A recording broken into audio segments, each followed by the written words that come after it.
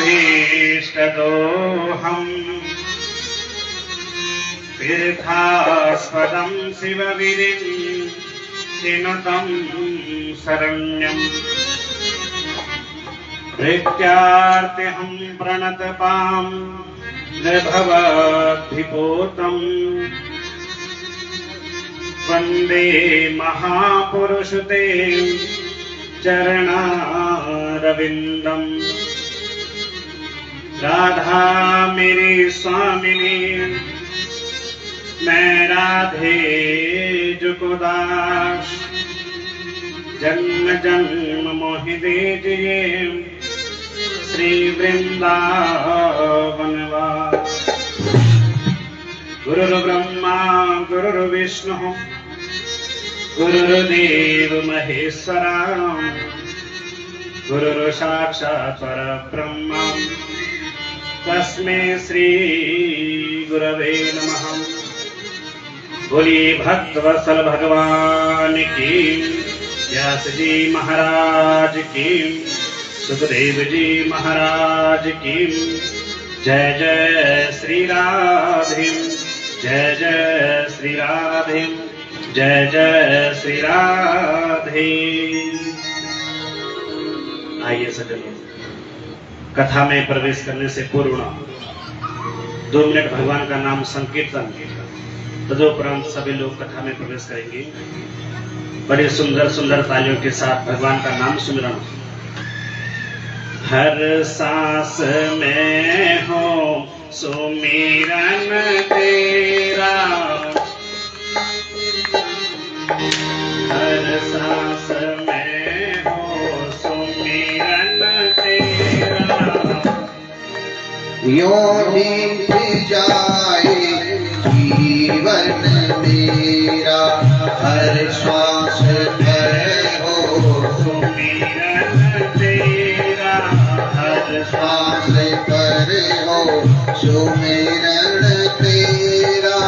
यों बीत जाए न जीवन मेरा, यों बीत जाए जीवन मेरा, यों बीत जाए न जीवन मेरा।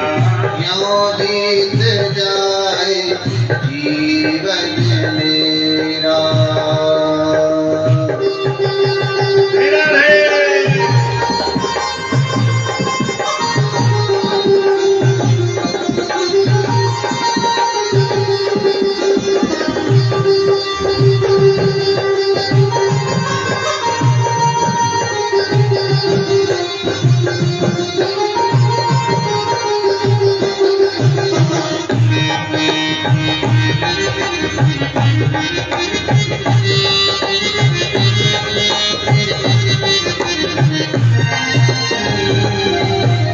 तेरी पूजा करते करते बीते साँझ सवेरा, तेरी पूजा करते करते बीते साँझ सवेरा, तेरी पूजा करते करते बीते साँझ सवेरा।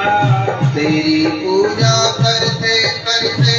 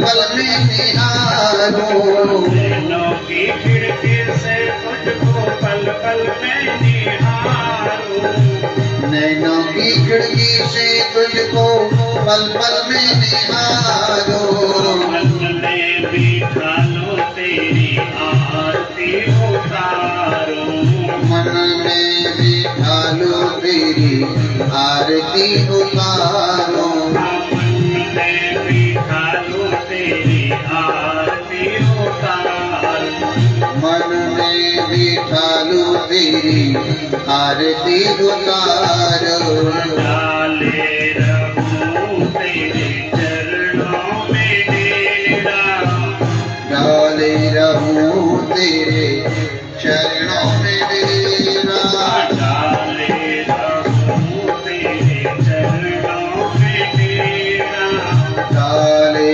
रहूं तेरे चरणों में डेरा यूं बीत जाए न जीवन मेरा यूं बीत जाए जीवन मेरा यूं बीत जाए न जीवन मेरा यूं बीत जाए जीवन मेरा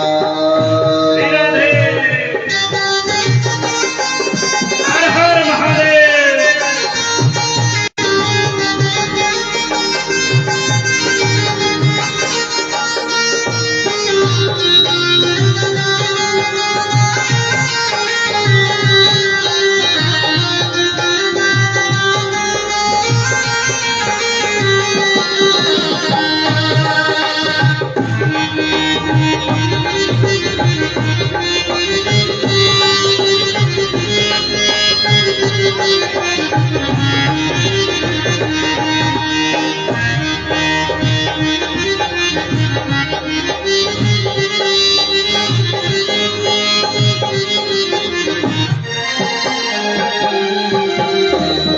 भी तेरा प्यारा हो वो तेरे दिल का प्यारा हो जो भी तेरा प्यारा हो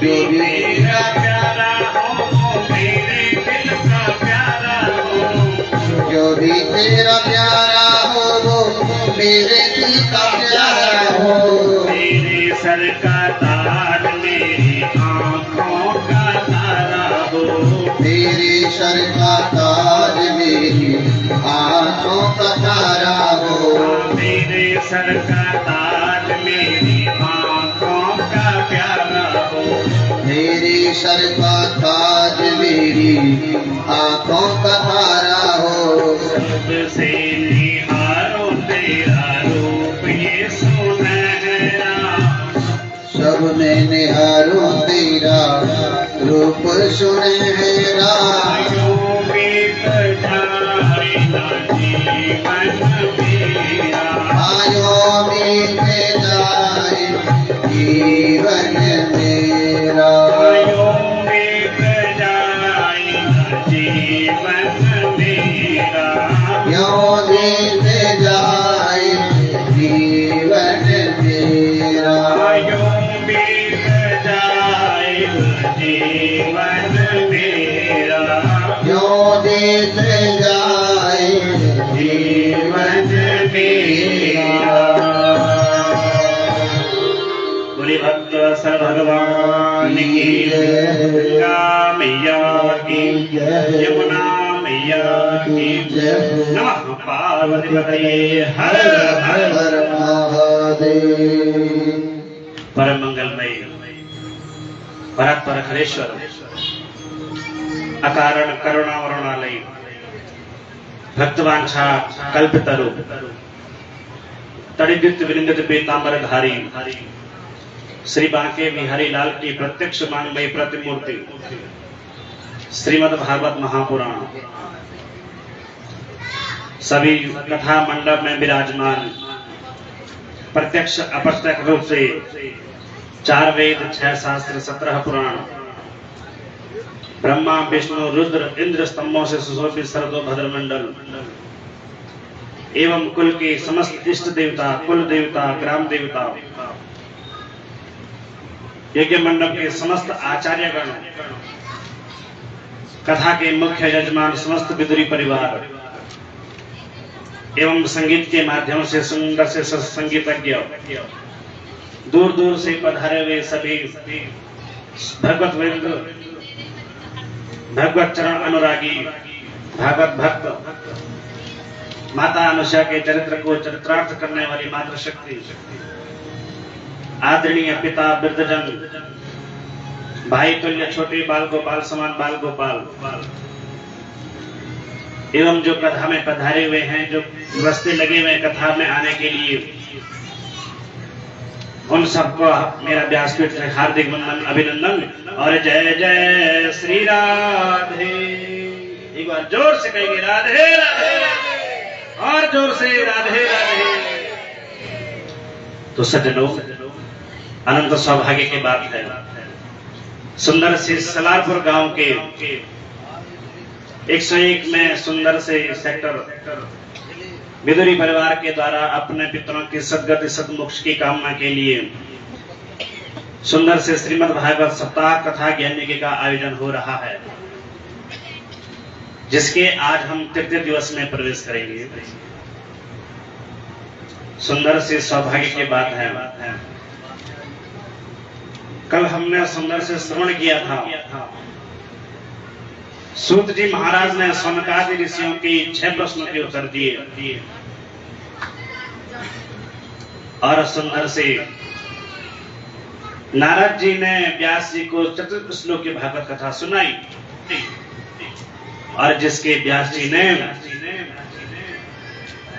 4 श्लोकों से 18,000 श्लोकों से सुशोभित सुंदर से श्रीमद् भागवत कथा ज्ञान यज्ञ का सुंदर सा निर्माण कराया, सुंदर सा ग्रंथ बन गया।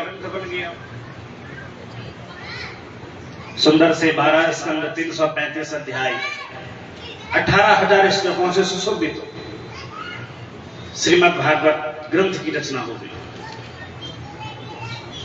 सुंदर से सुखदेव जी को ये ग्रंथ प्रदान कराया और सूत जी कहते हैं, ऋषियों, एक बार की बात है, कुरुवंश में एक राजा हुआ, नाम क्या है? प्रतीप। एक दिन की बात है सज्जनों, ये राजा प्रतीप नदी के किनारे, गंगा नदी के किनारे गया, सुंदर सा सूर्यार्घ दिया भगवान को, सूर्य को, नदी किनारे बैठा संध्या वंदन करने लगा। इतने में क्या हुआ, एक सुंदर सी कन्या आई और राजा प्रतीप के दाहिने जंगी पर वो बैठ गए। ध्यान से सुनना सज्जनों, दाहिने जंगी पर बैठ गई। जैसे ही राजा प्रतीप की संध्या टूटी, कहा, अरे पुत्री, तुम मेरी दाहिनी जंगा पर बैठी हो। उस कन्या ने कहा, अरे आप मुझे पुत्री कह रहे हो? अरे मैं तो तुम्हारे वरण करने के लिए यहां आई हूं, आप मुझे स्वामी रूप में मुझे प्राप्त हो, ये मेरी इच्छा है। जैसे इतना कहा, उस कन्या ने, महाराज प्रतीप ने कहा, पुत्री, आप मेरी दाहिनी जंगा पर बैठी हो और हे पुत्री, दाहिना स्थान, दाहिना जंगा सदैव पुत्री का होता है। अगर पत्नी बनना हो तो बाएं जंगे पर बैठती, क्योंकि बामांगनी धर्म पत्नी कहा गया है। पुरुष का बायां अंग धर्म पत्नी का माना जाता है। इसलिए कोई भी देवा कार्य करते हैं तो स्त्री को सदैव पति के बाएं अंग में बैठना चाहिए।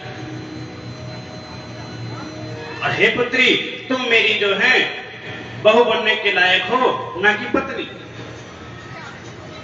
जैसे इतना कहा,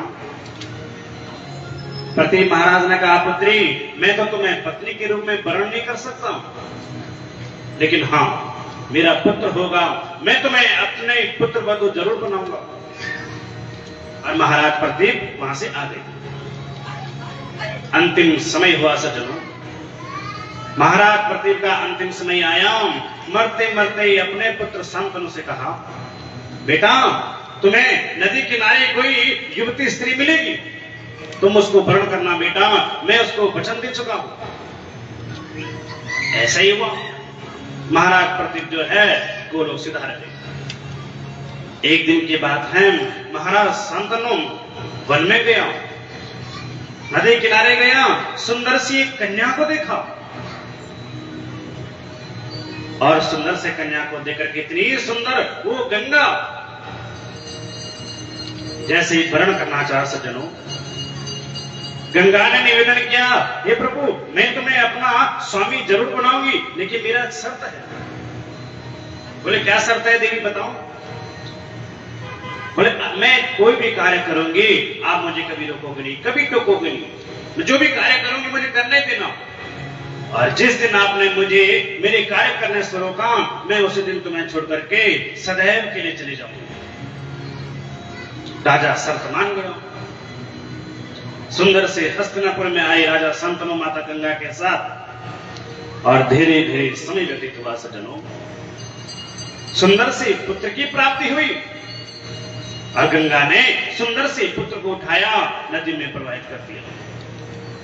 रोकना चाहा शांतनु महाराज ने, लेकिन रोक नहीं पाया, वचनबद्ध था ना, वचन दे चुका था। ऐसा करते करते तृतीये च चतुर्थे च पंचमे षष्ठमे वचम सप्तमे वाहते पुत्रे राजा चिंतातुरो भवान। ऐसा करते करते माता गंगा ने एक पुत्र, दो पुत्र, तीन पुत्र करते करते जो है 7 पुत्रों को गंगा ने बताया। 8वें को भी प्रवाहित करने लगी। इतने में महाराज शांतनु ने हाथ रोक लिया, अरे देवी हमारा एक ही, कितने पुत्रों को तुमने प्रवाहित कर दिया? अरे एक पुत्र को तो रहने दो।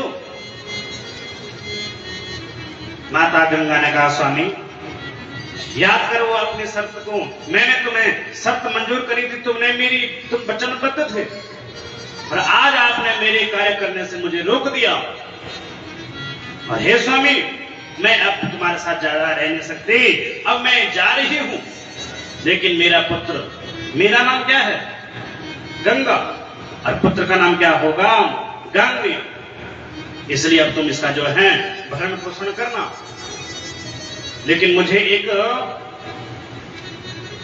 इसको राजा हस्तिनापुर का उत्तराधिकारी बनाना, ये मुझसे निवेदन करो। राजा को निवेदन करना पड़ा, देवी मैं तुम्हारे पुत्र इस गांगे को सुंदर से हस्तिनापुर का उत्तराधिकारी बनाऊंगा। वचन दे दिया। गंगा माता चली गई। अब एक दिन की बात है सज्जनों, धीरे धीरे समय व्यतीत हुआ। एक दिन महाराज शांतनु फिर वही नदी किनारे चले गए।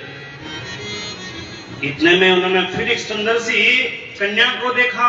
नाम क्या है? सत्यवती मत्स्यगंधा, निषाद की पुत्री। जैसे देखा तो कितनी सुंदर सी, और तुरंत कहने लगा राजा, कुरु प्रवीरम कुरु मापतित्वम वृथा नु गच्छेनु यौवनम तेन न चास्ति पत्नी मम वे द्वितीया तम धर्म पत्नी मम वे मृगाक्षी कुरु प्रवीरम कुरु मापतित्वम। हे देवी मैं कुरुवंश का राजा हूं, न चास्ति पत्नी मम वे द्वितीया। हे देवी मेरी कोई दूसरी पत्नी नहीं है, और मैं तुम्हें अपनी पत्नी के रूप में वर्ण करना चाहता हूं। देवी क्या तुम मेरा वर्ण करोगी?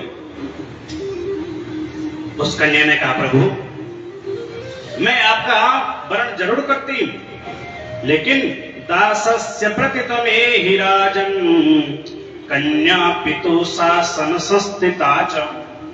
मैं निषाद की कन्या हूं, मेरे ऊपर मेरे पिता का शासन है, हमें उनके विरुद्ध कोई भी कार्य नहीं कर सकते। अगर आपको मुझसे विवाह करना है, मेरा वर्ण करना है, मेरे पिता से मेरा हाथ मांगना पड़ेगा। और सज्जनों सीधे ये राजा शांतनु सीधे चला गया निषाद राज के पास।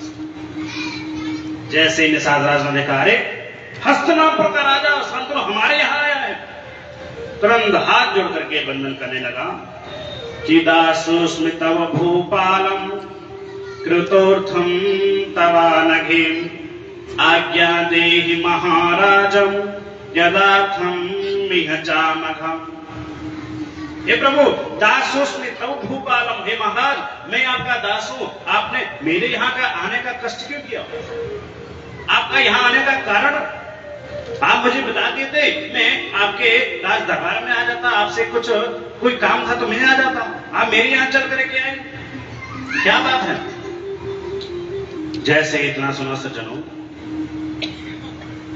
तो कहने लगे, धर्म पत्नी करिष्यामि सुता तेवा त्वनागयम् त्वया चेचियते मध्ये स्वमेतं व्रतमप्रिये। हे निषादराज, तुम्हारी जो कन्या है ना सत्यवती, मैं उसको अपनी धर्म पत्नी के रूप में वर्ण करना चाहता हूं। और हे दासराज, क्या तुम मेरा उससे वर्ण करोगे? मुझे अपनी पुत्री का हाथ दोगे? उसका मैं वर्ण करना चाहता हूं पत्नी के रूप में। जैसे इतना सुना निषाद राज ने कहा, राजन महाराज, मैं अपनी पुत्री को आपको दे तो देता, वर्ण तो कर देता हूं, लेकिन मेरी एक शर्त है। और मेरी शर्त क्या है? मेरी पुत्री के गर्भ से जो भी पुत्र उत्पन्न होगा वो हस्तिनापुर का उत्तराधिकारी कहलाएगा। अगर आपको ये शर्त मंजूर है तो हाँ बोलो, नहीं मंजूर है तो महाराज आप जा सकते हैं। महाराज शांतनु ने जैसे ही दासराज के ये शब्द सुने, ये शर्त सुनी, बड़ा लज्जित हो गया। सोचने लगा, आज शांतनु महाराज, अरे मेरा एक पहले से पुत्र है गांगेय, और जिसको मैं पहले ही उत्तराधिकारी बना चुका हूं राजकुमार को। अब इस निषाद राज ने मेरे सामने कैसी शर्त रख दी जो हो ही नहीं सकता, क्योंकि मैंने गंगा को आश्वासन दिया, निवेदन किया था कि मैं तुम्हारे ही पुत्र गांगेय को हस्तिनापुर का उत्तराधिकारी बनाऊंगा। और नीचा समूह लेकर के हस्तिनापुर वापस आ गई। महाराज शांतनु, धीरे धीरे समय व्यतीत हुआ सज्जनों। अब तो महाराज शांतनु न किसी से बात करते हैं, न किसी के साथ जाते हैं, बड़ी चिंतित रहते हैं। गांगेय ने जैसे सुना कि मेरे पिता आजकल इतने चिंतित हैं, पूछा पिताजी से, पिताजी क्या कारण है आपकी चिंता का? पिताजी बता नहीं पाए सज्जनों। सेवकों से पता चला, सेवकों ने बताया, राजन तुम्हारे पिता जो हैं उनके निषाद की पुत्री का वर्ण करना चाहते हैं, लेकिन राजा ने ऐसे शर्त रख दी। जैसे ये सब सुना, गांगेय तुरंत चला गया निषाद के पास और निषाद से बंधन किया। पित्रे देहि सुता तेभ्यं प्रार्थयामि सुमध्यमाम्। हे निषाद राज, मैं आपसे बंधन करता हूं, प्रार्थना करता हूं। मेरे पिता आए थे और आपसे जो है आपकी पुत्री का वर्ण करना चाहते हैं, और आपने वर्ण करने से मना कर दिया, क्यों? कारण जान सकता हूं? निषाद राज ने कहा, राजकुमार, मैंने तुम्हारे पिता आए थे, मैंने उनके पास ये संबंध रखा कि मेरी पुत्री के गर्भ से जो भी पुत्र उत्पन्न होगा वही हस्तिनापुर का अधिकारी कहलाएगा। और तुम्हारे पिता वापस चले गए। जैसे इतना सुना सज्जनों, तो गांगेय सोचने लगा, अरे महाराज, अरे निषाद राज सुनो, आपकी पुत्री के गर्भ से जो भी पुत्र उत्पन्न होगा वही हस्तिनापुर की राजगद्दी पर बैठेगा। ये मेरा वचन है, मैं गद्दी पर नहीं बैठूंगा, उनका इकलौता पुत्र मैं हूं, लेकिन मैं ये आपको वचन देता हूं कि मैं गद्दी पर नहीं बैठूंगा। आपकी पुत्री से जो भी पुत्र होगा वही गद्दी पर बैठेगा, मेरा वचन ही। बोले अच्छा, अगर तुम गद्दी पर नहीं बैठोगे, कल के दिन तुम्हारा विवाह हो जाएगा। तुम तो नहीं बैठे, लेकिन विवाह के पश्चात तुम्हारा पुत्र होगा, और तुम्हारा पुत्र कहेगा मेरी पुत्री के पुत्र को ये दासी का पुत्र है, और भगा देगा, स्वयं गद्दी छीन लेगा, तब क्या होगा? जैसे इतना सुना सज्जनों, क्रोध आ गया संत गंगे को, और गंगे ने कहा, हे दासराज, न दार संग्रहणोनम करिष्यामि सर्वथम सत्यम मे वचनम तातम मया भीष्मं व्रतम कुरु। गंगे ने कहा, महाराज, मैं विवाह तो क्या, मेरी कोई भी संतान तो क्या, मैं जब विवाह ही नहीं करूंगा तो संतान होगी कैसे। मैं आपको निवेदन करता हूं, आपसे वचन देता हूं, मैं कभी विवाह करूंगा ही नहीं। भीष्म ने प्रतिज्ञा ले ली सज्जनों। इधर सुंदर से निषाद राज की कन्या का विवाह इधर शांतनु महाराज से हुआ। धीरे धीरे समय व्यतीत हुआ। काशी नरेश की पुत्री, 3 पुत्रियां हैं, अंबा, अंबिका, अंबालिका, और स्वयंवर हो रहा है सज्जनों। महाराज इधर से भीष्म चले गए, हरण कर लिया तीनों पुत्रियों का। अंबा हाथ जोड़ करके महाराज भीष्म से कहा, हे भीष्म महाराज, मैं अपना तन मन धन सारू को सौंप चुकी हूं, आप कृपया करके मुझे छोड़ दो, इन दोनों बहनों को ले जाओ। अंबा अंबिका हस्तिनापुर आई और सुंदर से महाराज शांतनु का सुंदर से विवाह हुआ। धीरे धीरे समय व्यतीत हुआ सज्जनों। 2 पुत्र हुए सत्यवती के, वे चित्रवीर और चित्रांगद, जिनका विवाह अंबिका और अंबालिका के साथ हुआ। धीरे धीरे समय व्यतीत हुआ सज्जनों। चित्रांगद की तो युद्ध में मृत्यु हो गई। चित्रवीर एकलौता राजा बना। धीरे धीरे समय व्यतीत हुआ। एक दिन युद्ध में विचित्र वीर्य की भी मृत्यु हो गई। पत्नियां तो 2 हैं, अंबिका अंबालिका, लेकिन पुत्र कोई नहीं। गद्दी पर कौन बैठे? तुरंत माता सत्यवती को अपने पुत्र व्यास जी की याद आई। व्यास जी का सुमरण हुआ। व्यास जी आए, कहा माता, आपने मुझे बुलाया, इसका कारण? आपने मुझे याद किया, इसका कारण क्या है? माता सत्यवती ने कहा, बेटा, हमारे वंश में कोई भी पुत्र नहीं है, कौन हस्तिनापुर की गद्दी पर बैठेगा? अरे बेटा, तुम इनसे पुत्र उत्पन्न हो करो। माता सत्यवती ने आज्ञा दी। अंबा अंबिका दोनों निरस्त होकर के गए सज्जनों। महाराज व्यासी का तेज इतना तेज कि उस तेज को अंबिका सहन नहीं कर पाई और उसने आंखें बंद कर ली, जिससे उससे उत्पन्न पुत्र हुआ कौन? धृतराष्ट्र, जो जन्म से ही अंधा।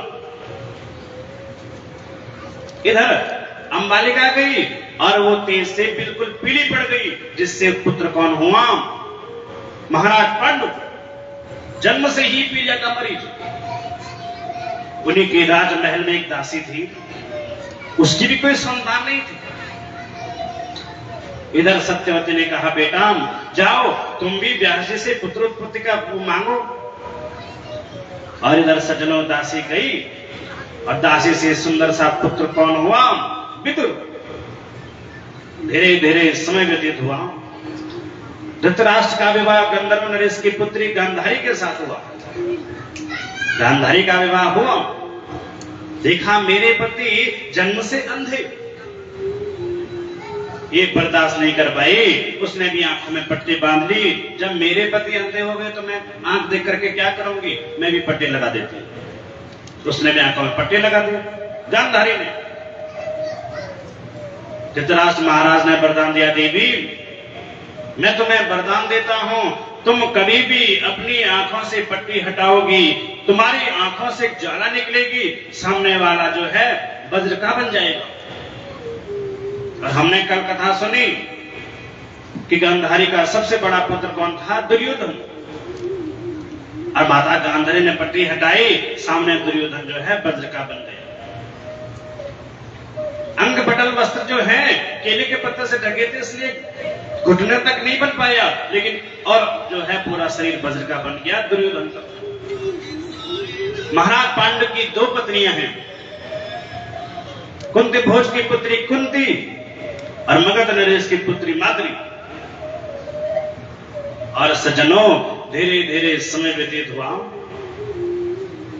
अब हस्तिनापुर की गद्दी पर पांडु महाराज विराजमान हुए। और एक दिन की बात है, महाराज पांडु अपनी दोनों पत्नियों के साथ वन में आखिर खेलने गए, शिकार खेलने। और शिकार खेलते खेलते उन्होंने क्या देखा? एक मृग और मृगी जो प्रेम के वशीभूत से आपस में प्रेम कर रहे थे। और महाराज पांडव ने एक जोर से बाण मारा, मृगी तो वहीं पर जो है मृत्यु को प्राप्त हो गई। मृग ने जो है रोते रोते पांडु महाराज को श्राप दिया, अरे पांडु, हम प्रेम वासना में लीन थे, तुमने मेरी पत्नी को मार दिया, मैं तुम्हें श्राप देता हूं, जब तुम भी अपनी पत्नी से कभी प्रेम वासना से स्पर्श करोगे तुम्हारी भी मृत्यु हो जाएगी। ऐसा वरदान मिला था पांडु महाराज को। और सज्जनों, एक बार की बात है, कुंती महारानी छोटी थी। मथुरा के राजा कौन है? सूरसेन। सूरसेन की छोटी सी कन्या, नाम क्या है? प्रथा। एक दिन के बाद है, महाराज सूरसेन के मित्र हैं कुंती भोज, और कुंती भोज राजा आए, सुंदर सी कन्या को देखा, बड़ी सुंदर सी कन्या, और उनकी कोई संतान नहीं थी कुंती भोज महाराज की। उसको गोद ले लिया, अपने देश में आ गए। एक दिन की बात है, इनके यहां दुर्वासा ऋषि आए। छोटी सी कुंती, छोटी सी 5-6 वर्ष की, बड़ी सुंदर। अब ऋषि आए दुर्वासा, खूब बंधन किया, चरणों में बंधन किया, संध्या बंधन करते थे, कभी जल पहुंचाना, कभी फूल देना, कभी जो है बहुत सेवा करते थे छोटी सी कुंती दुर्वासा ऋषि की। एक दिन दुर्वासा ऋषि जाने लगे, कहा, बेटा कुंती, तुमने मेरी बहुत सेवा की, बहुत शुश्रूषा की, मांगो, क्या मांगना चाहते हो? कुंती ने कहा, नहीं गुरुजी, बस आपका आशीर्वाद मिला, आपका जो है सानिध्य मुझे मिला, और कुछ नहीं चाहिए। दुर्वासा ऋषि ने कहा, अरे पुत्री, वरदान मांगो, क्या वरदान चाहिए, कुछ तो बोलो। कुंती ने कहा, नहीं बस गुरुजी, मुझे कुछ नहीं चाहिए। दुर्वासा ऋषि ने एक मंत्र दिया, अरे बेटा, इस मंत्र को तुम ले लो, और कभी भी तुम्हें कोई भी जरूरत पड़ेगी ना, किसी भी वस्तु की, ये मंत्र पढ़ना, और जिस देव की तुम आहुति, तो जिस देव की तुम वंदना करोगे, जिसका तुम दर्शन करोगे, जिसको तुम बुलाओगे, वो स्वयं आकर के तुम्हें वो चीज प्रदान कराएगी। ये मंत्र तुम ले लो। मंत्र ले लिया, और दुर्वासा ऋषि वहां से सज्जनों चले गए। एक दिन की बात है, कुंती अपने आंगन में बैठी हुई थी, भगवान सूर्य चमक रहे थे आकाश में। दूर से देखा कुंती ने, अरे सूर्य बड़ा चमक रहा है, सूर्य भगवान का आह्वान किया, मंत्र पढ़ा, सूर्य भगवान प्रकट। सूर्य भगवान ने कहा, अरे कुंती, आपने मुझे बुलाया, आपको क्या चाहिए बताओ? आपने मंत्र को स्मरण किया, मंत्र को धारण किया, और तुमने मुझे बुलाया, मांगो, क्या चाहिए? कुंती ने कहा, नहीं सूर्य भगवान जी, मैं तो बस मंत्र की परीक्षा कर रही थी, और मंत्र सिद्ध हो गया, आप आ गए, आपका मुझे दर्शन हो गया, अब आप जा सकते हैं। सूर्य भगवान ने कहा, नहीं पुत्री, हम आए हैं, तुम्हें जरूर कुछ न कुछ देंगे। और छोटा सा अपने योग माया के द्वारा छोटा सा पुत्र, कुंडल कवच कुंडल के द्वारा सुंदर सा पुत्र उत्पन्न कर दिया। सुंदर से कवच कुंडल पहने छोटे से बालक ने, सूर्य द्वितीय सूर्य के समान, और दे दिया, ये लो, ये पुत्र। और सूर्य भगवान वहां से चले गए। कुंती हड़बड़ाई, अरे छोटा सा बालक, अरे मेरा तो विवाह भी नहीं है, शादी भी नहीं हुई है, लोग मुझे क्या कहेंगे, कहां से लाई छोटा सा बालक? और छोटे से बालक को लता पत्र में बांध करके यमुना नदी में प्रवाहित कर दिया। आगे आगे वो बह आए सज्जनों। आगे एक नदी में, यमुना नदी में एक अधिरथ नाम का वीर था। वो मछुआरा मछली पकड़ता था। उस अधिरथ नाम के वीर ने जैसे देखा, सामने से कोई पोटली बह करके आ रही है, छोटा सा बालक रोने की आवाज उसमें आ रही है। जैसे देखा, उसको हटाया, अरे ये बालक कितना सुंदर बालक है। उस अधिरथ नाम की पत्नी का नाम राधा था, उसका नाम क्या रख दिया? राधे। धीरे धीरे समय व्यतीत हुआ सज्जनों। इधर क्या हुआ? धीरे धीरे ये बड़ा बालक, बड़ा उदंड कर्ण, कुंती का सबसे बड़ा पुत्र कर्ण, और धीरे धीरे बड़ा हुआ। दुर्योधन के साथ इसकी मित्रता हुई। और अर्जुन के हाथ ये मारा गया। आगे कथा आएगी। सबसे बड़ा पुत्र माता कुंती का कर्ण। माता कुंती के पास मंत्र थे ना, और उस मंत्र से जो है धर्मराज का आह्वान किया। धर्मराज प्रकट, और धर्मराज ने सुंदर से युधिष्ठिर को प्रदान किया।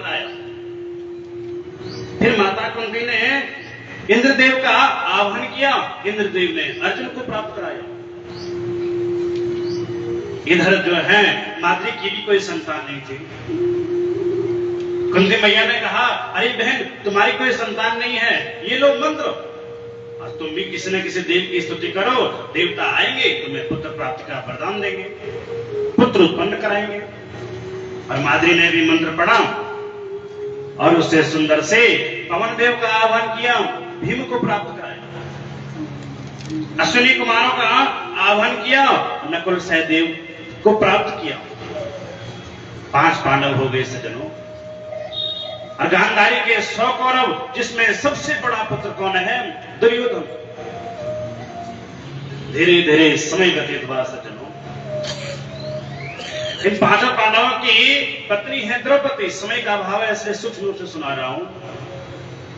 कथा तो बड़ी लंबी चौड़ी है, बड़ी कथा है, लेकिन समय कम है। बहुत सारी कथाएं भागवत कथा की हैं, इसलिए छोटे छोटे करके विस्तार पूर्वक सुना रहा हूं। 5 पांडवों की पत्नी है द्रौपदी। और सज्जनों, एक दिन की बात है, द्रौपदी अपने महल के बाहर पोछा लगा रही थी। इतने में दुर्योधन आ गया। और दुर्योधन आकर के जब पोछा लगा रहे थे तो नीचे गीला था फर्श, धड़ाम से नीचे गिर गया। जैसे गिरा, द्रौपदी जोर से खिल खिल खिल करके हंसने लगी और कहा, अंधे का बेटा अंधा ही होता। ये बात दुर्योधन ने सुन ली और ये बात पकड़ करके धीरे धीरे धीरे धीरे करके एक दूसरे के प्रति राग द्वेष पांडवों कौरवों के बीच, और धीरे धीरे धीरे करके इतना बड़ा बेसरित हुआ जो महाभारत का युद्ध 18 दिन तक चला। यदा मृदे कौरव संजयानां वीरे स्वथो वीर गतिम गतेषु वृकोदरा विद्ध गदा विमर्शम् भग्नोरुदण्डे धृतराष्ट्रपुत्रे। सबसे बड़ा बेटा था दुर्योधन। भीम और दुर्योधन का युद्ध हुआ, जिसमें भीम ने एक जोर से प्रहार किया, दुर्योधन की वहीं पर मृत्यु हो गई। और अश्वत्थामा के द्वारा उसने, हमने कल सुंदर सी कथा में सुनी, अश्वत्थामा ने माता द्रौपदी के 5 पांडवों के 5 पुत्रों की निर्मम हत्या कर दी। इधर ब्रह्मास्त्र चलाया, भगवान ने जो है उत्तरा के गर्भ में जाकर के छोटे से गर्भ की रक्षा करी। सारे कौरव मारे जा चुके हैं सज्जनों। अब राजगद्दी पर बैठे कौन? सबने समझाया, देखो युधिष्ठिर, तुम सबसे बड़े भाई हो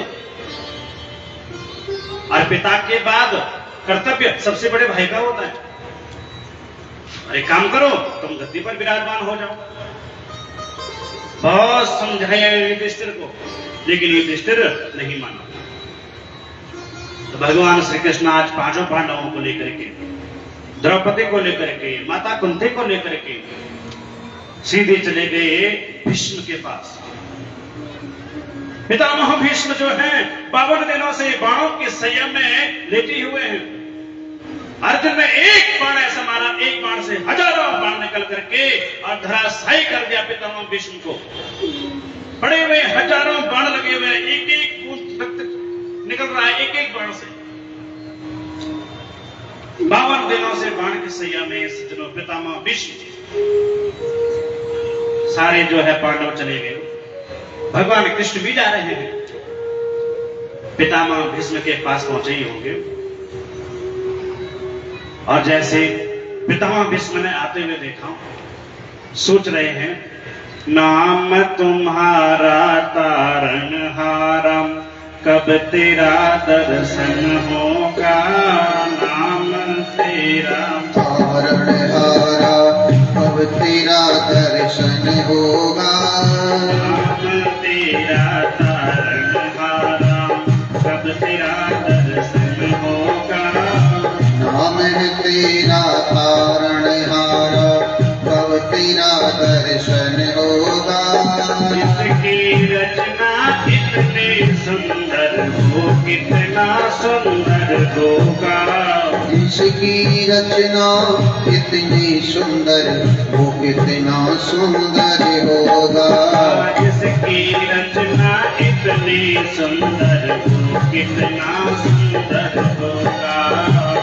नाम है तेरा तारणहार, कब तेरा दर्शन होगा। जिसकी प्रतिमा इतनी सुंदर वो कितना सुंदर होगा। जिसकी रचना इतनी सुंदर वो कितना सुंदर होगा। जिसकी रचना इतनी सुंदर वो कितना सुंदर सज्जनों, होगा। भगवान ये सोच रहे हैं आदि भगवान आएंगे, जिसकी रचना इतनी सुंदर वो कितना सुंदर होगा। पितामह भीष्म जो है प्रतीक्षा कर रहे हैं, हे प्रभु कब आप मुझे दर्शन दोगे। और आज भगवान ने दर्शन दे दिए, पांचों पांडवों के साथ, माता कुंती द्रौपदी के साथ प्रणाम किया। बोले पितामह हम प्रणाम करते हैं, ये आपके पुत्र पौत्र पुत्र वधु सब आए हैं हम यहाँ पर। और हे पितामह अब जो है सारे कौरव मारे जा चुके हैं, हस्तिनापुर की गद्दी खाली है। और पितामह मैंने तो बहुत समझाने की कोशिश की युधिष्ठिर को, लेकिन वो नहीं माना। हे पितामह आप जरा किंचित उनको समझाओगे तो ये युधिष्ठिर राजगद्दी पर विराजमान होगा। आप इसको राजधर्म दान धर्म के बारे में बताएं। सबने प्रणाम किया भीष्म पितामह को। भीष्म पितामह सज्जनों प्रवचन करने लगे कि दान धर्मान राज धर्मान मोक्ष धर्मान विभागसाम स्त्री धर्मान भगवत धर्मान समासव्यासयोगतः। दान धर्म के बारे में बताया। भीष्म पितामह ने कहा युधिष्ठिर तुम कल के दिन राजा बनोगे। राजा किसी का सगा संबंध नहीं, किसी का पुत्र नहीं, किसी का भाई नहीं, किसी का सगा संबंधी नहीं, क्योंकि राजा प्रजा का पिता होता है। राजा को चाहिए सबके साथ समान व्यवहार।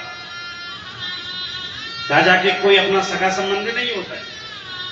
कोई सगा है, मेरा किसी का पुत्र है और उसने ऐसा दुराचारी अन्याय चोरी कर दिया, उसने वो राजा का पुत्र है, इसका मतलब वो बच नहीं पाएगा। राजा को चाहिए चोर तो चोर है, चाहे वो स्वयं का पुत्र ही क्यों न हो। अत्याचारी तो अत्याचारी है, चाहे राजा का स्वयं अपना ही पुत्र न हो। नियम तो सबके लिए होना चाहिए। इसलिए युधिष्ठिर तुम राजा बनोगे। और दान धर्म के बारे में बताया, प्रत्येक मनुष्य को ज्यादा से ज्यादा धन कमाना चाहिए और धन का दशांश सदैव दान के लिए होता है, दान देना चाहिए दशांश। और हे युधिष्ठिर तुम राजा बनोगे, राजा को कभी जो है पाप कर्म नहीं करना चाहिए और पाप होते हुए कभी देखना भी नहीं चाहिए। अनेक प्रवचन दे रहे थे, इतने में भरी सभा में द्रौपदी मन ही मन हंसने लगी, खिल खिल खिल करके हंसने लगी। भीष्म पितामह प्रवचन कर रहे थे सज्जनों, द्रौपदी हंसने लगी, सारी सभा चुप हो गई। द्रौपदी को शर्मिंदा लगी, मुंह पे हाथ रखा, वो भी चुप हो गई। भीष्म पितामह ने कहा पुत्री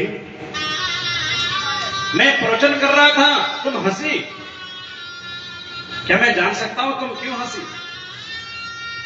द्रौपदी ने कहा नहीं पितामह बस मुझे ऐसे हंसी आ गई। बोले नहीं पुत्री, जो कुलीन नारियां होती है, कुलवती बहुएं होती है, वो किसी भी अकारण कभी हंसती नहीं है। एक आदर होता है, सम्मान होता है, अपने से बड़ों के आगे कभी बोलते नहीं है। हमेशा सदैव अपने से बड़ों के आगे एक सिर झुका करके रहते हैं, उनकी बड़ों की बातों को मानते हैं। हमारे कुल में कभी ऐसा नहीं हुआ। अरे इन सब में सबसे बड़ा मैं हूं बेटी। मैं बोल रहा था, तुम हंस रही थी, क्यों? तुम्हें ये बताना ही होगा तुम्हारी हंसी का कारण क्या था। द्रौपदी ने साहस किया, बोले पितामह, आज आप बड़ी बड़ी बातें कर रहे हैं कि राजा को कभी पाप होते हुए देखना नहीं चाहिए। याद करो वो दिन, जिस दिन भरी सभा में दुष्ट दुशासन मुझे खींच करके लाया, मुझे जैसी रजस्वला स्त्री को, और खींच करके लाया, मुझे निर्वस्त्र करना चाहा। उस समय सबसे उच्च गति पर आप विराजमान थे पितामह। सबसे बुजुर्ग थे, सबसे आदरणीय वृद्धजन आप थे। इस पूरी सभा में सबसे उच्च गति पर आप विराजमान थे पितामह। दुशासन जो है मुझे निर्वस्त्र करना चाह रहा था, लेकिन आपने उसको रोका तक नहीं। यदि आप चाहते हैं तो उसको रोक सकते थे, लेकिन आपने भी ये पाप होते हुए देखा पितामह। और आज आप बड़ी बड़ी बातें कर रहे हैं, बड़ा प्रवचन कर रहे हैं, उपदेश दे रहे हैं। यदि ये उपदेश देना ही था तो आज आप ऐसी बातें क्यों कर रहे हैं?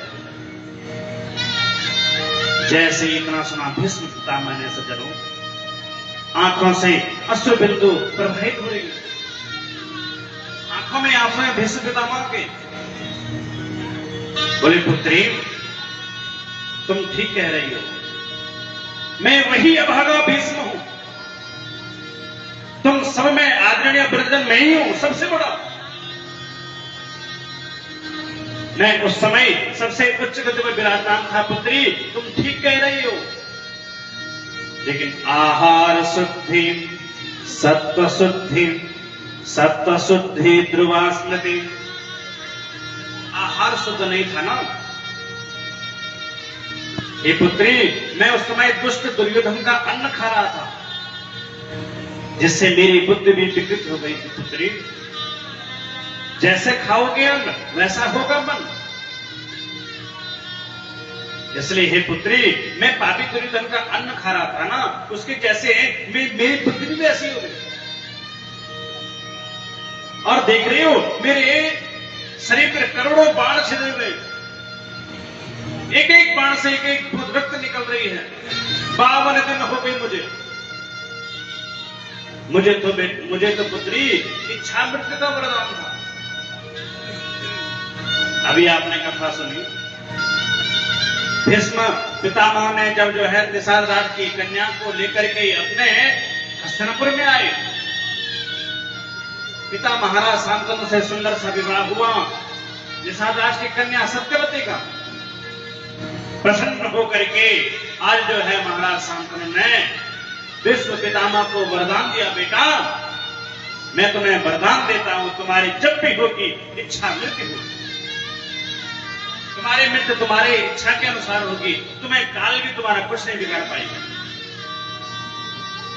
और हे पुत्री, मुझे इच्छा मृत्यु का वरदान है, मैं जब चाहूं मैं अपनी जो है मृत्यु हो सकती है, लेकिन ये कर्म के भोग है पुत्री। कि ना भोक्तम क्षीयते कर्म जन्म कोटि सतैरपि अवश्यमेव भोक्तव्यम कृतम कर्म शुभाशुभम। कर्म की बड़ी मान्यता है, कर्म का भोग तो इंसान को भोगना ही पड़ता है। एक बार की बात है सज्जनों, कोई राजा था, राजा की सुंदर सा बालक, ध्यान से सुनना, पत्नी थी, बड़ी सुशील पत्नी। धीरे धीरे सज्जनों समय व्यतीत हुआ। एक दिन बेचारे राजा की पत्नी चल बसी। राजा और राजा का छोटा सा बालक राजकुमार, धीरे धीरे राजकुमार बड़ा हो रहा है सज्जनों, विवाह के योग्य हो गया। सुंदर सा संदेशा भेजा राजा ने, मेरे पुत्र के लिए कोई राजकुमारी हो, बताओ। सुंदर सी राजकुमारी मिली और दोनों का बड़ा सुंदर सा विवाह हुआ। अब क्या हुआ, विवाह हो गया। राजा का बेटा इतना थक गया विवाह में, सायंकालीन का समय था,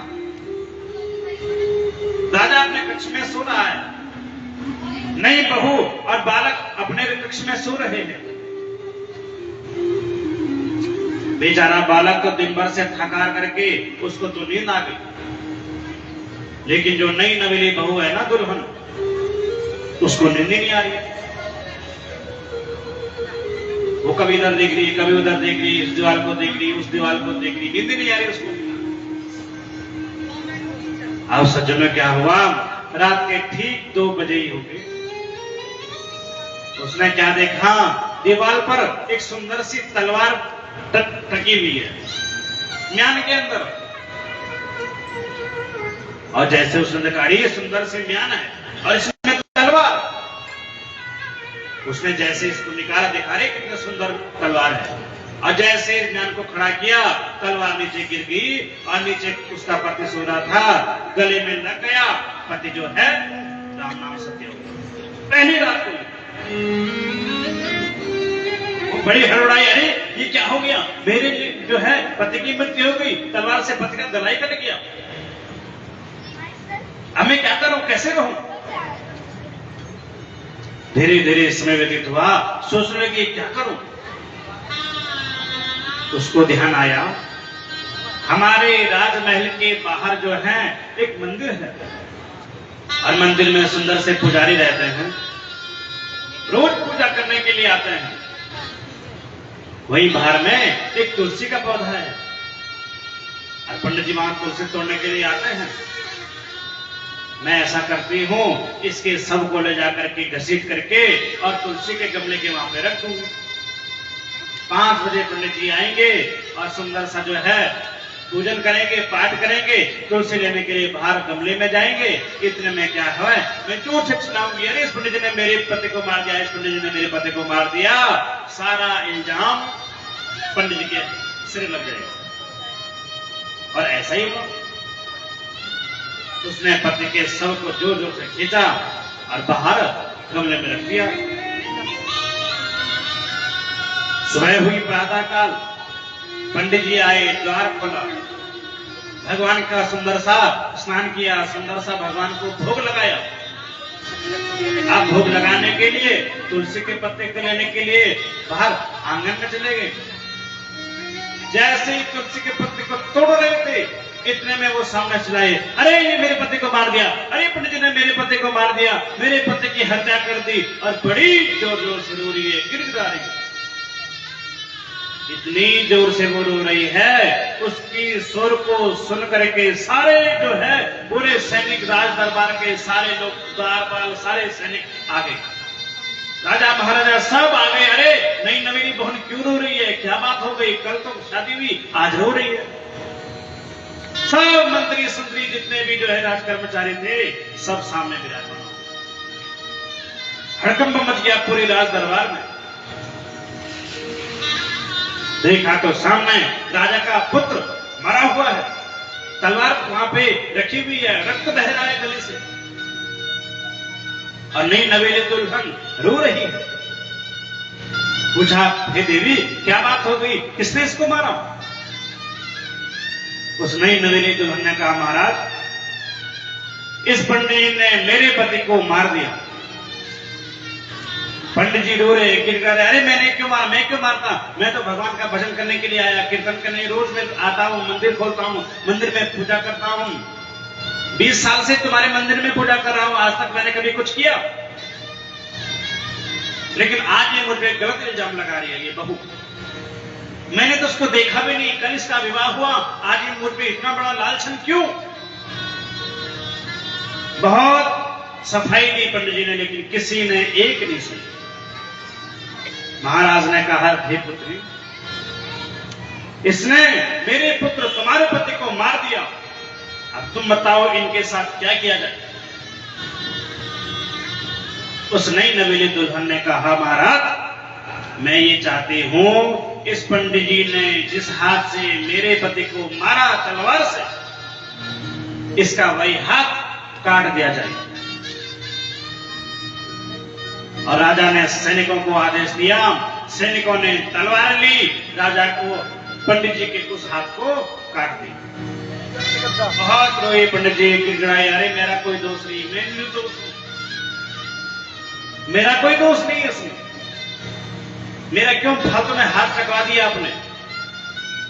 रोए गिड़गिड़ाए, मैं मंदिर में पूजा नहीं करूंगा, मैं भगवान का भजन नहीं करूंगा, 20 साल से मैं यहाँ मंदिर में सेवा करता हूं, आज मुझे ये फल मिला। पंडित जी रोए गिड़गिड़ाए, सोचने लगे मेरे ऐसा क्यों हुआ, क्यों मुझे ये लालच लगा। इतने में ध्यान आया हमारे गुरुजी हैं बनारस में, और मैं अपने गुरुजी के पास जाऊंगा, गुरुजी से कहूंगा गुरुजी मेरा क्या कसूर था, मैं तो भगवान का भजन करता, कीर्तन करता, सुंदर सा 20 साल से मंदिर में सेवा कर रहा हूं, भगवान का रोज आरती करता हूं, आज मुझे ये सब हुआ। सीधे चला गया सज्जनों, सीधे बनारस चला गया गुरुजी की कुटिया। गुरुजी तो वहां थे नहीं, दरवाजा खटखटाया, गुरुजी गुरुजी, गुरुजी वहां थे नहीं। गुरु माता दरवाजा खोल करके बाहर आई। अरे क्या हुआ, तुम्हारे गुरुजी भी ऐसे, तुम्हारे चेले भी ऐसे, सब ने जीना हराम करके रखा हुआ मेरा, और नाना प्रकार के अपशब्द किसको कह दिए, पंडित जी। उसने तो कान पकड़ लिया, मैं गुरु माता से पहली बार मिल रहा हूं, और गुरु माता ने मुझे पहली बार में ही इतनी डांट फटकार लगा दी, और दरवाजा बंद कर दिया।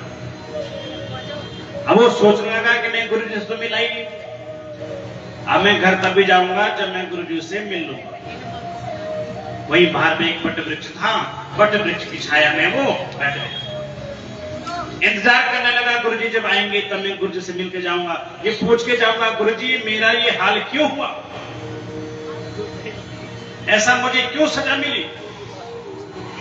थोड़ी समय बाद सज्जनों गुरुजी भी आ गए, प्रणाम किया, गुरुजी प्रणाम करता हूं।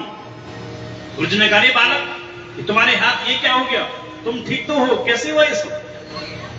बोले गुरुजी मैं इसके बारे में बाद में आपको बताऊंगा, लेकिन आप मुझे ये बताओ कि आपको ऐसी पत्नी क्यों मिली, इतनी कर्कश स्वभाव की। गुरुजी बालक को, पंडित जी को अंदर लेकर के गए, शिष्य को जल पिलाया, भोजन कराया, आसन पर बैठे और बोला बेटा मैं तुम्हें बताता हूं कि मुझे ऐसी पत्नी क्यों मिली। गुरुजी कह रहे हैं बेटा पूर्व जन्म में मैं कौवा था। क्या था, जोर से बोलो, और जोर से। हाँ, पूर्व जन्म में क्या था, कौवा। और मेरी पत्नी क्या थी, गधी, गधी थी मेरी पत्नी। अब मैं जो हूं वन में जाता, सुंदर सरोवर के किनारे जाता, कभी इस पेड़ में कभी उस पेड़ में, ऐसे घूमता रहता। कौवे की योनि थी ना मेरी, और मेरी पत्नी की योनि क्या थी, गधी की योनि। अब वो गधी का जो मालिक था ना, खूब सारा वजन ढोता, कभी रेत बजरी इत्यादि बहुत सारा सामान ढोता,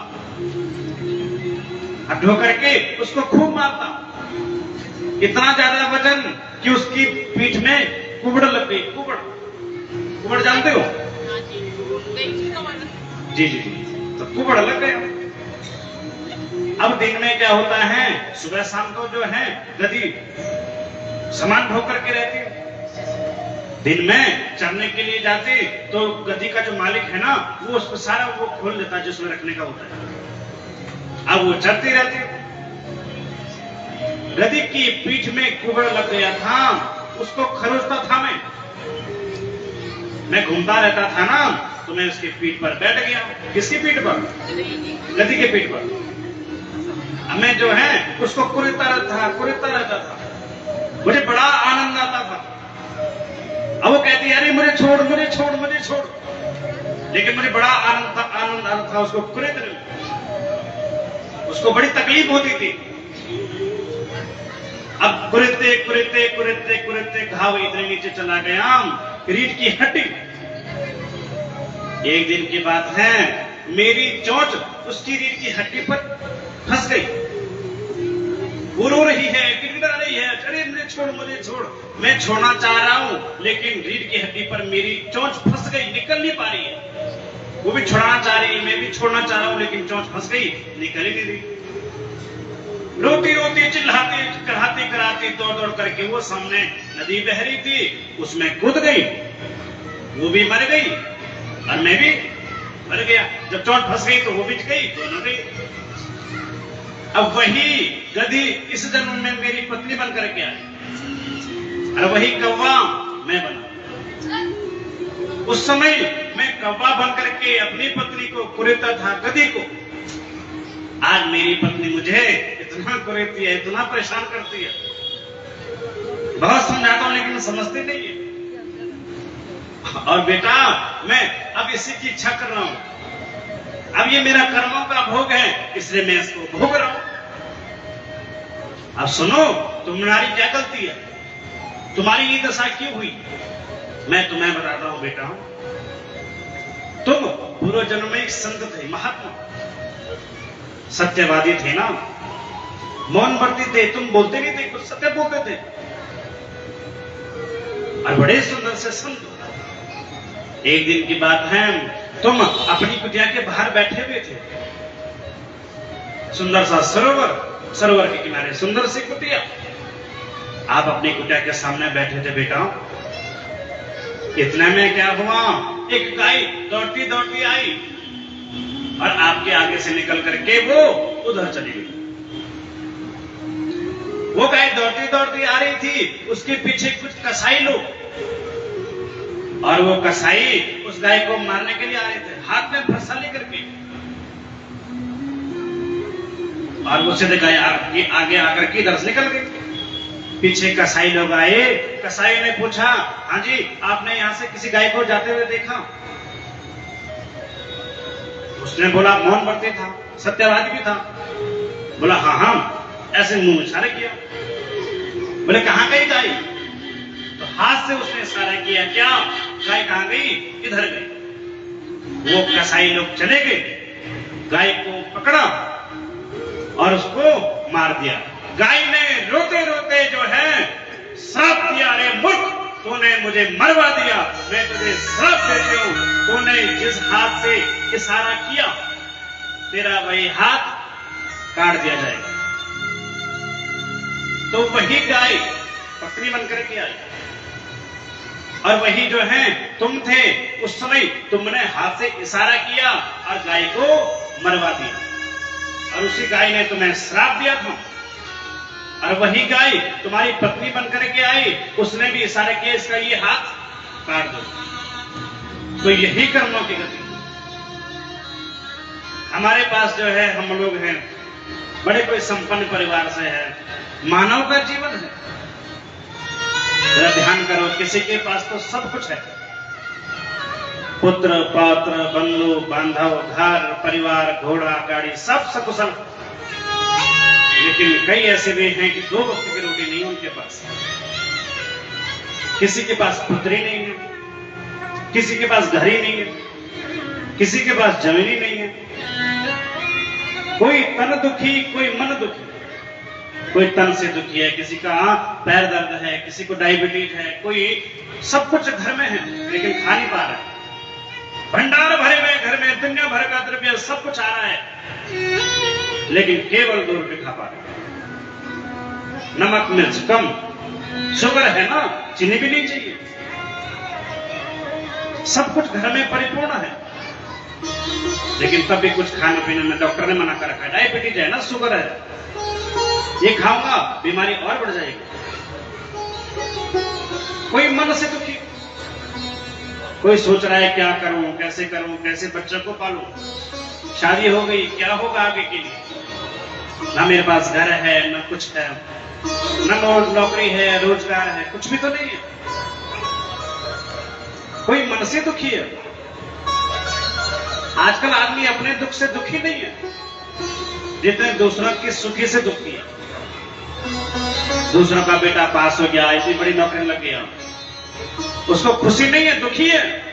नहीं, ऐसा नहीं होना चाहिए, मेरा अच्छा होना चाहिए।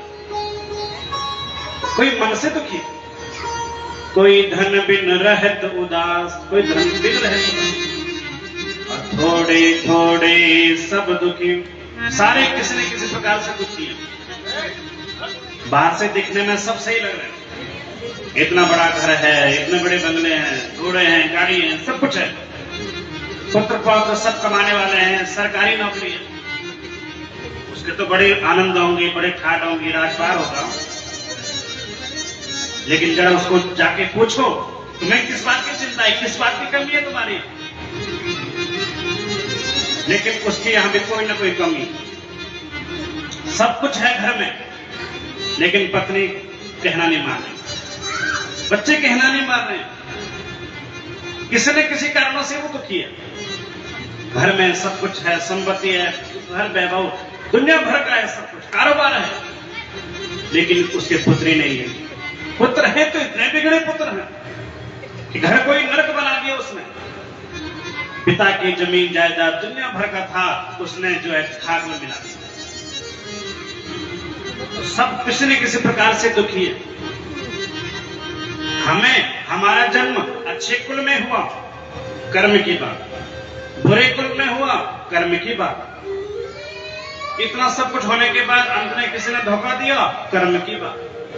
ये सब लिखा हुआ होता है सज्जनों।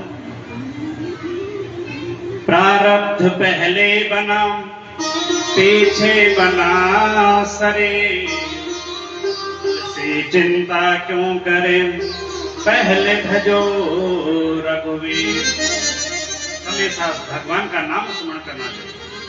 प्रारब्ध पहले बना, आयु वित्तम च कर्मं च विद्या निधन में वचाम, पंच सहते सृजन्ति गर्भस्थे हि देहिनाम।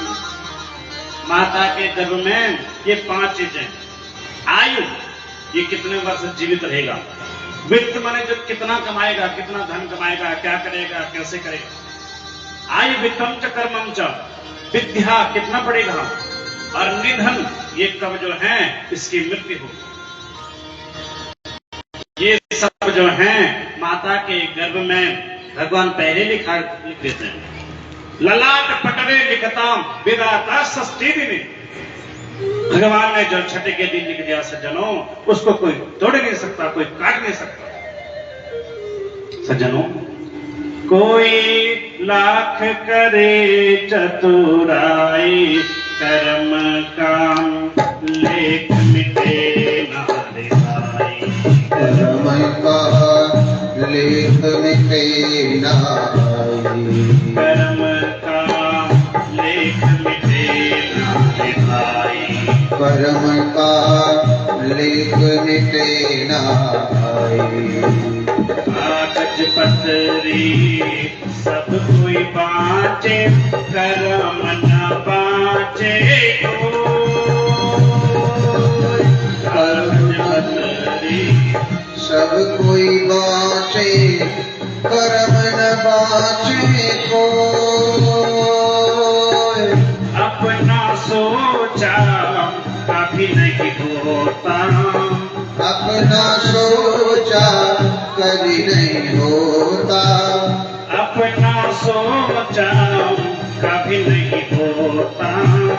अपना सोचा कभी नहीं होता। भाग्य करे तो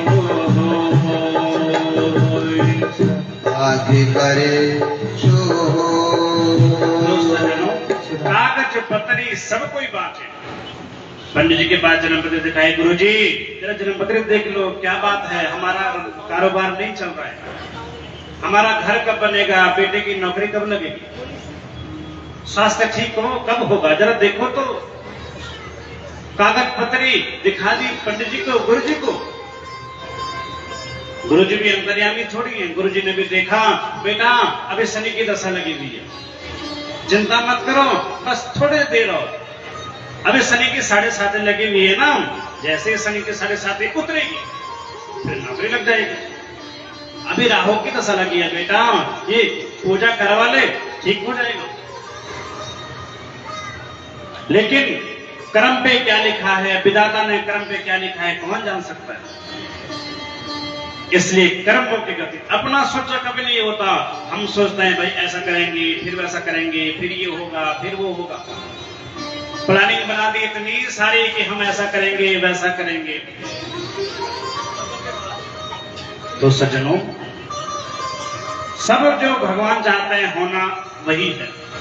इसलिए कर्म प्रधान विश्व रच राखा, जो जस करहि सो तस फल चाखा। कर्म की ही प्रधानता है। जैसा कर्म करेंगे वैसे फल की प्राप्ति होगी। हमने अपने घर में सुंदर सा केले का पेड़ लगाया, फल का पेड़ लगाया केले का।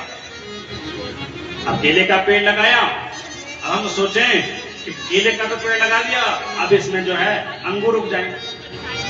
ऐसा होगा? केले का पेड़ लगाएंगे तो केला ही तो उगेगा। अब संतरे का पेड़ लगाओगे तो संतरा ही उगेगा। अब हम सोचेंगे ना, पेड़ तो केले का लग गया, इसमें संतरे आ जाएं, इस पे नींबू आ जाएं, उस वाली टहनी पे अमरूद आ जाएं। ऐसा तो नहीं होगा ना। जिसका पेड़ लगाओगे फल उसी का मिलेगा। इसलिए जैसे कर्म करेंगे वैसे ही फल की प्राप्ति होगी। भीष्म पितामह कह रहे हैं, पुत्री मुझे अपने सभी कर्म याद है। मैंने आज तक कभी किसी का बुरा नहीं किया, सदैव भला किया। मुझे 21 जन्मों तक की याद है। मैं इस जन्म में ऐसा था, उस जन्म में ऐसा था। लेकिन हे पुत्री, मेरा जानती हो ये मुझे 52 दिनों से बाणों की सेवा में क्यों सो रहा हूं, जानती हो? मैं तुम्हें बताती हूं पुत्री। एक बार मैं जब छोटा था ना, राजकुमार, मैं अपने महल के आंगन में बैठा हुआ था। इतने में क्या हुआ, एक छोटा सा कीड़ा आया और कीड़ा जा रहा था। मैंने ऐसी लकड़ी से उस कीड़े को उठाया और ऐसे दूर फेंक दिया।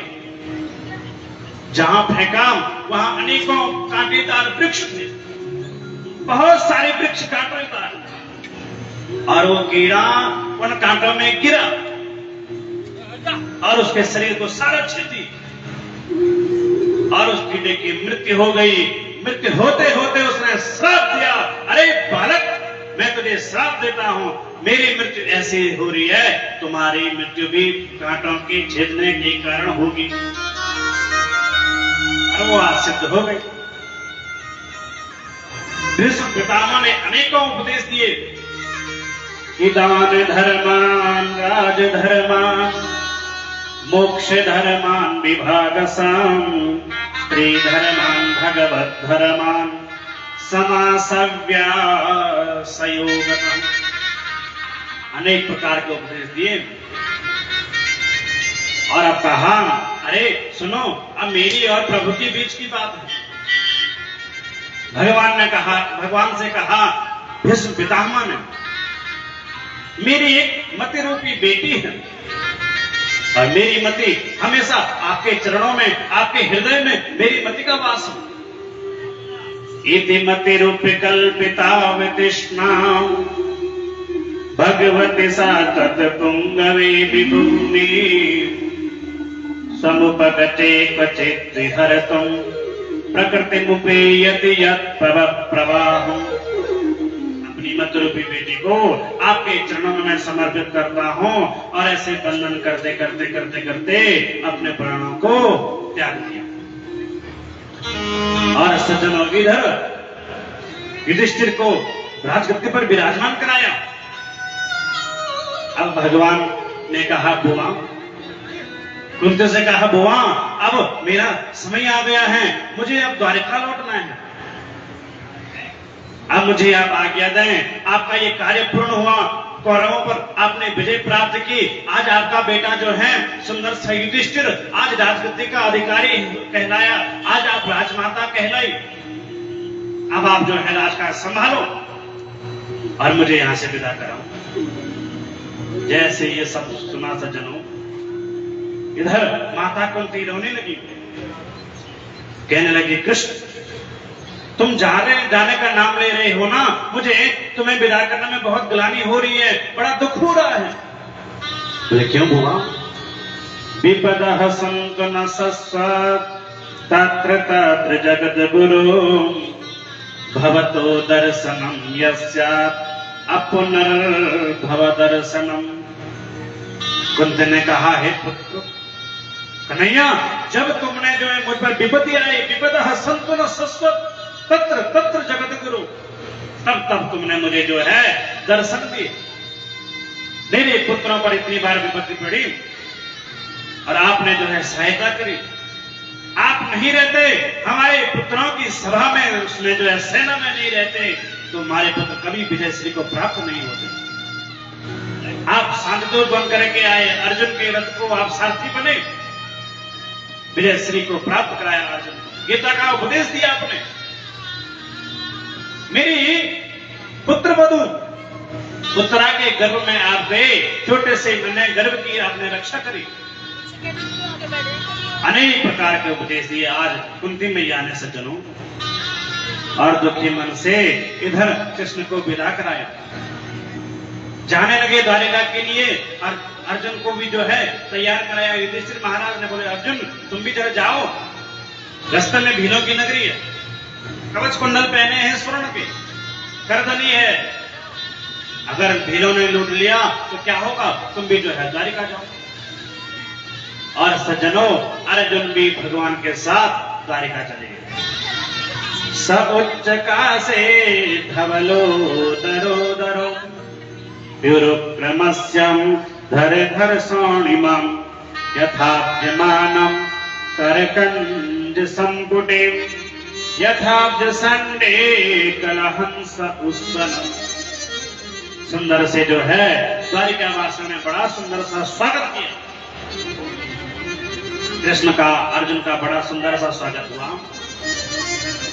बहुत समय बीत गया सज्जनों, अब तो अर्जुन कहाँ हैं? द्वारिका में। इधर सज्जनों थोड़ा सा एक भगवान का नाम संकीर्तन, एक भजन, तदुपरांत जो है कथा में प्रवेश करेंगे। आप सबको थोड़ा सा निंद्रा भी घेर रही हैं, एक सुंदर सा भजन, तदुपरांत कथा में प्रवेश करेंगे। एक बार जोर से कहेंगे राधे राधे राधे, और जोर से राधे राधे राधे राधे।